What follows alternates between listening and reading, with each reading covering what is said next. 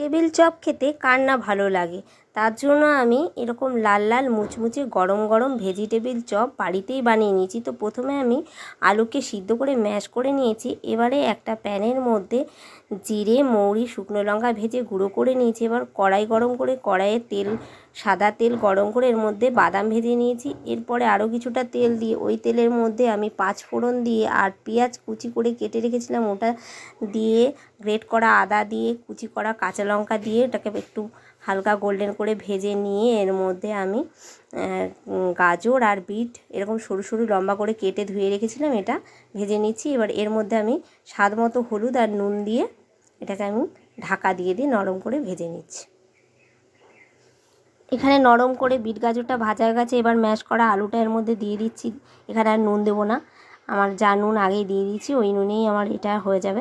এবার এর মধ্যে আমি ভেজে রাখা সেই মশলাটা দিয়ে দিলাম, গুঁড়ো করে রেখেছিলাম দিয়ে দিলাম। আর এর মধ্যে ধনে গুঁড়ো অল্প পরিমাণ দিয়ে এর মধ্যে ভাজা বাদামটা ভেঙে নিয়েছিলাম ওটা দিয়ে দিলাম। আর একটু অল্প পরিমাণ ঘি দিয়ে এটা আমি রেডি করে নিয়েছি। আর একটু ধনে পাতা দিয়ে দিলাম। এবারে এটাকে আমি চপের শেপ করে নেব, এরকম লম্বা লম্বা করে চপের শেপ করে নিয়ে এটা ময়দার গোলাতে ডুবিয়ে নিয়ে ব্রেড ক্রামের মধ্যে ভালো করে কোটিং করে নিয়ে আমি তেলে ভেজে নিচ্ছি। এইভাবে লাল লাল করে তেলে ভেজে নিলেই তৈরি আমার ভেজিটেবিল চপ।